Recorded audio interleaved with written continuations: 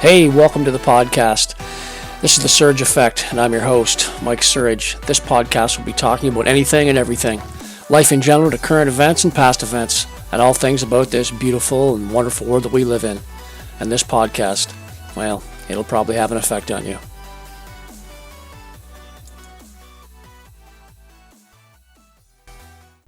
Well, hello there. Welcome to another episode of The Surge Effect. Today, we are just going to be talking a little bit of what's in the news again, news cycling. Just want to make clear, too, that, I'm not a journalist. I'm not a reporter. The information I'm giving you is stuff that you can find yourself on the internet freely. You can just go and find it anywhere. There's all kinds of places on the internet you can find information. Of course, people say, don't believe everything you read, but sometimes video and pictures are worth 1,000 words. It's important to have information that sometimes you don't get spoon-fed from the mainstream media.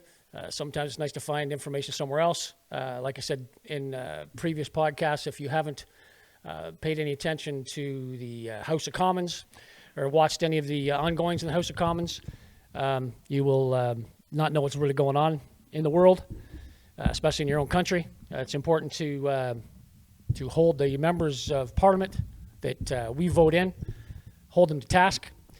They work for us. We don't work for them. And that's the way it works.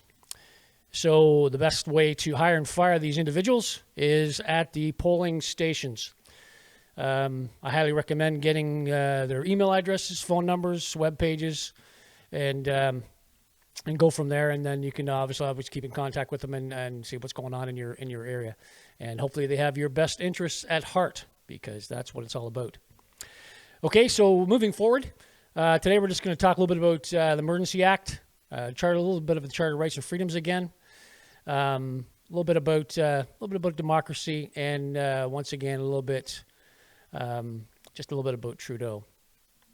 Anyway, I'm just going to start it off with about our Canadians Emergency Act. Okay, it used to be called the War Act, and then it was changed in 1988. Now, this act has only been implemented 4 times in the history of Canada. World War I, World War II, and 1970, and, of course, by Justin just the other day. And in 1970, who was the person that actually invoked that War Act was none other than his father, Pierre Elliott Trudeau, the Prime Minister of Canada at the time. Anyway, here's a little clip. Watch away. After discussing with Cabinet and Caucus, after consultation with premiers from all provinces and territories, after speaking with opposition leaders, the federal government has invoked the Emergencies Act. All right, so a little bit of background on the Canadians Emergency Act. Emergency Act, which became law in 1988, is a federal law that can be used by the federal government in the event of a national emergency. The Act contains specific definitions of a national emergency. That makes it clear how serious a situation needs to be before the Act can be relied upon. A national emergency is an urgent, temporary, and critical situation that seriously endangers the health and safety of Canadians, or that seriously threatens the ability of the Canadian government to preserve the sovereignty, security, and territorial integrity of Canada. It must be a situation that cannot be effectively dealt with by the provinces and the territories or by any other law of Canada. Okay, so that's basically that in a nutshell. And just to kind of take a few lines from Dan Bongino, who I listen to frequently from the States. He's a great podcaster. And he has some great podcasts I've listened to over the years. Anyway, basically, he was saying the other day, is there a nuclear bomb Holocaust that we are unaware of in Canada? Is there some pandemic in Canada that's killing 90% of the population? Are we being invaded by some foreign country crossing into our borders? Or is there some cataclysmic event that is occurring that we don't know about? But by listening to some of these counselors from Ottawa, you would think that we are. Go ahead and watch. Our city is under siege. They are terrorizing our residents, torturing them with incessant honking. This group is a threat to our democracy. This is a nationwide insurrection.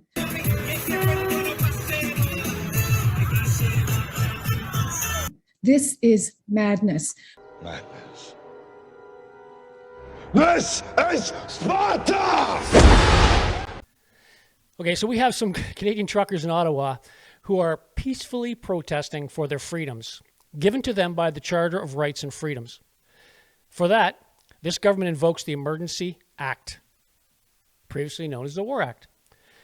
It just seems a bit much when all he has to do is just listen to the protesters and listen to the science. Or maybe just have a conversation. But that just seems like a bit of overkill for this particular Canadian, as far as I'm concerned, of doing what they're doing. As far as our Charter of Rights and Freedoms goes, our Canadians, we have the Charter of Rights and Freedoms, just like the Americans have their Constitution. A man by the name of Brian Peckford, he's the last living author of our Canadian Charter of Rights and Freedoms. I'll let him explain a little bit to you. Just listen to his words really carefully, okay? Here, watch this. In 1981, we brought in the Charter of Rights and Freedoms, which wasn't passed by the Prime Minister. It was passed by 9 provinces and the Prime Minister. It's a national document that applies to everyone here today and everyone all over Canada.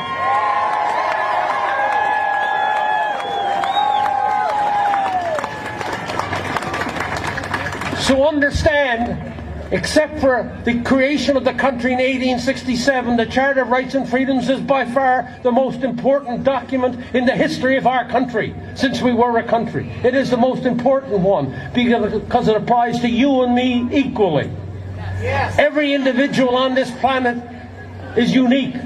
Like every snowflake is unique, every individual is unique.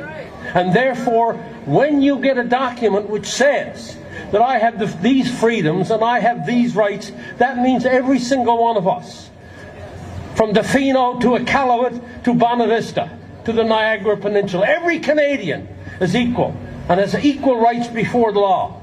Section 2 of the Charter of Rights and Freedoms, what does it say? It says you have freedom of expression, you have freedom of conscience, you have freedom of religion, you have freedom of expression, and you have freedom of the press. What else does it say? It says you have freedom to associate. You have freedom to assemble. And in Section 6 it says you have the right to travel anywhere in this nation, anytime. And you even have the freedom to leave this country if you so want. But most importantly for a lot of people who now see this, it also says in Section 6, you have the right to pursue a livelihood anywhere in this country.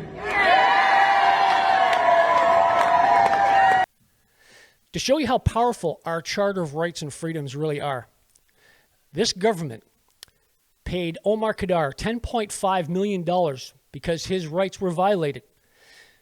Now, think of this. This is the story. Omar Khadr, he picked up a weapon and he killed an American medic who was trying to actually help him. He spent 10 years in Guantanamo Bay, Cuba, and for that, his Charter of Rights and Freedoms were taken away from him because he was Canadian. $10.5 million was awarded to him because his rights were violated. That's how powerful our Charter of Rights and Freedoms are. So why would the protesters in Ottawa not receive this same treatment? They're exercising their right to peacefully protest, and that's it. They just want to stop the mandates and give Canadians our lives back. But oh, no. This government says you will get your lives back when we say so. Has this government turned into a fascist country? So what is the definition of a democracy or definition of fascism? Well, according to the dictionary, I'll just read it out for you. The essential meaning of democracy: it's a form of government in which people choose leaders by voting. A country is ruled by democracy. In a democracy, every citizen should have the right to vote. An organization or situation in which everyone is treated equally and has equal rights.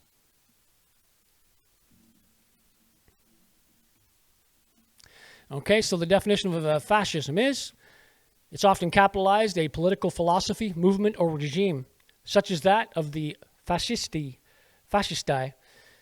that exalts nation and often race above the individual and stands for a centralized autocratic government headed by a dictatorial leader, severe economic and social regimentation, and forcible suppression of opposition. A tendency towards or actual exercise of strong autocratic or dictatorial control. So which one of those is a definition that applies to Canada right now in this very moment? Democracy seems to be awakened in this world. Us Canadians, we've sparked something in this world.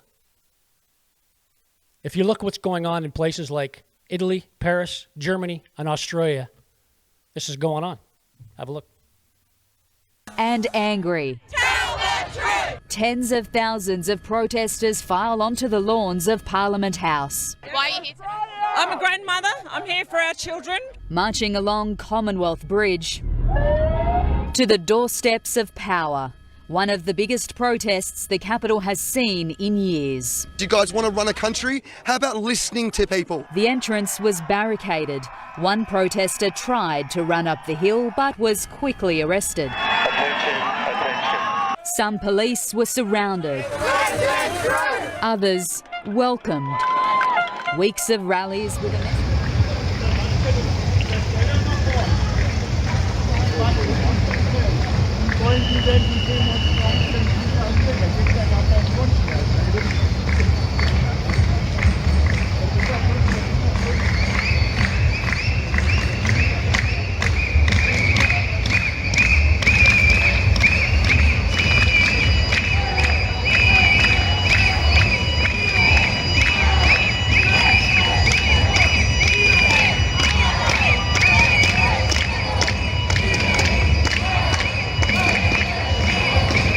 Paris, so we gathered despite that. A copycat movement of the Canadian blockade, the protesters' demands are varied, from wanting the French government to ease COVID restrictions, to concerns over rising energy prices, to frustration with the government. Of course, I support the convoy, but for me, it's visceral. I'm simply anti-Macron. Every country is easing restrictions, so France will have to ease them at some point. The worst is for children. According to police estimates, the convoys are made up of some 3,000 cars coming from across France. In Troyes, the cars were gearing up for a final push to the capital. Some even plan to go as far as Brussels for a European convergence on Monday. Many are old hands at such gatherings. They're part of the Yellow Vest movement. Moi, je suis seule avec 2 enfants et pour moi, c'est la course tous les jours. Faut tirer de tous les côtés pour manger, pour ne serait-ce que d'aller au travail, le coût de l'essence. Out of fear of public disturbances, the protests have been banned this weekend. Freedom, people. They just want freedom in their lives. They want to be free. Freedom. What a concept. The resilience of Canadians back in 1951. They were fighting in Korea against communism. They were in a little-known battle called the Battle of Cap Yan. For 2 days in April 1951, a battle of roughly 700 Canadian troops from the 2nd Battalion, Princess Patricia's Canadian Light Infantry Regiment. They helped defend a crucial hill on the front lines of Korea. They were up against a force of 5,000 Chinese soldiers. They were besieged by waves upon waves of attackers. But the Canadians held their position amid the horror of combat, close quarter combat, until the assaulted forces had been halted and the Canadians could be relieved. Their determination stand contributed significantly to the defeat of the communist offensive in South Korea that year. Things were so bad that the Canadians called in artillery on their own positions. They dug in foxholes and called in artillery on their own positions, if you could imagine the horror. If that's not intestinal fortitude, I don't know what is. Today, some of that same spirit is alive and well in Canada with our military veterans that are watching and looking after the War Memorial in Ottawa. But certain politicians would have you think otherwise. Watch this. The Conservatives, the party opposite, has been doing a lot of talking, and I would pose back to them this very clear question. When the member for Yorkton Melville said that ripping down barricades in front of the War Memorial was an act of patriotic passion this weekend, when their aspirant leader is saying that he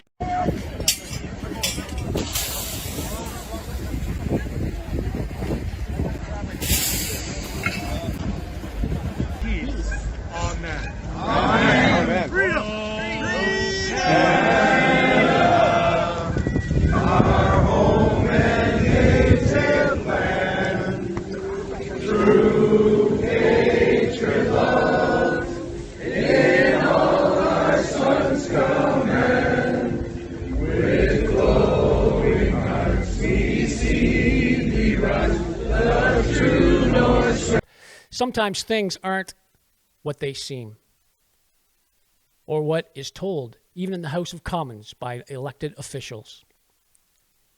I didn't see them ripping down the fences at the War Memorial.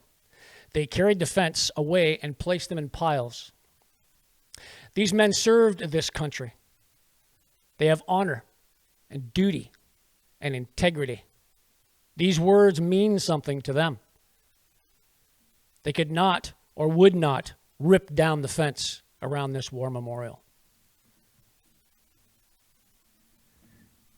Sometimes you ask yourself, well, I do, ask myself sometimes, why does Trudeau want 100% vaccination in this country?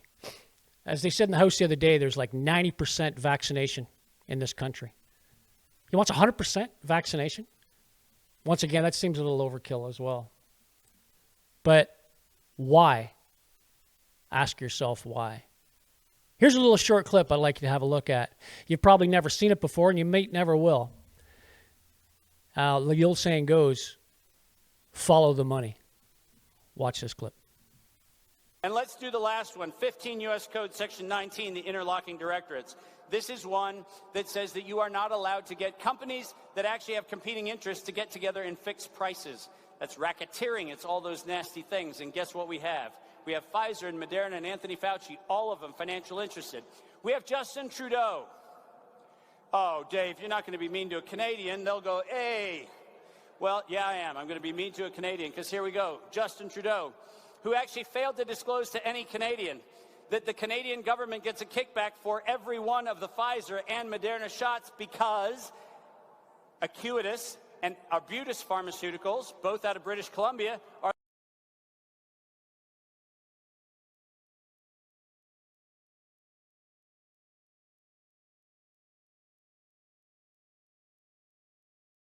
the ones that invented the lipid nanoparticle that is licensed to inject the pathogen into everybody.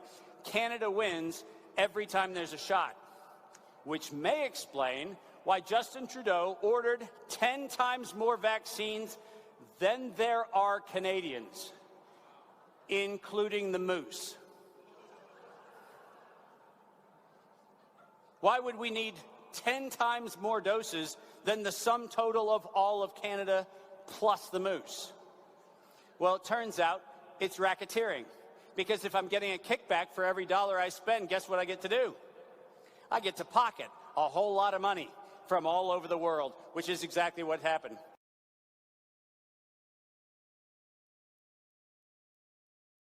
While more and more Canadians are getting vaccinated right now, it's also important to plan ahead for the future. We've reached an agreement with Pfizer for 35 million booster doses for next year and 30 million in the year after. This deal includes options to add 30 million doses in both 2022 and 2023, and an option for 60 million doses in 2024. Pfizer has been a solid partner for Canada in this fight against COVID-19, and we're happy to be one of the first countries to secure an agreement with them going forward.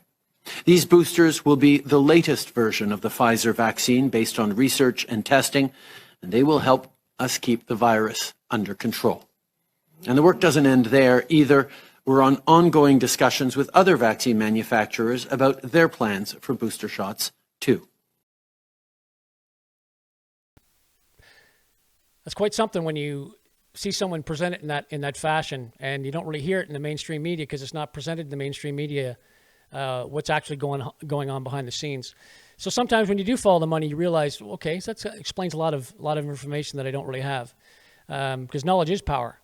It's a power to do the things you want to do in this life, but it also makes you think outside the box and don't think from what that box is throwing at you on a consistent basis every day, bombarding you with the same thing over and over and over again. And it's the wrong information. So I suggest you go out and find your own information and learn from your own information, and don't always stick to the same narrative that they're always basically feeding you all the time. The mainstream media feeds you a narrative, and the old saying goes, if you hear it long enough over and over and over again, it damn near becomes true. Well, hopefully I've given you some information that you didn't know before, and you have a little bit of knowledge, and it gives you a little bit of time to think about some of the stuff that I've just talked a little bit about. Don't forget to subscribe and hit the notification bell, and you'll be notified when I upload my next podcast, okay? Anyway, that's it for today's podcast, everybody. Thanks a lot for watching, and I'm out. This episode sponsored by He Shirts, She Shirts. Go to www.heshirtssheshirts.ca. Just type in the letters TSA, The Surge Effect. When you check out, type in TSA for your coupon and receive 10% off your next purchase. Thanks for listening to today's podcast, everybody.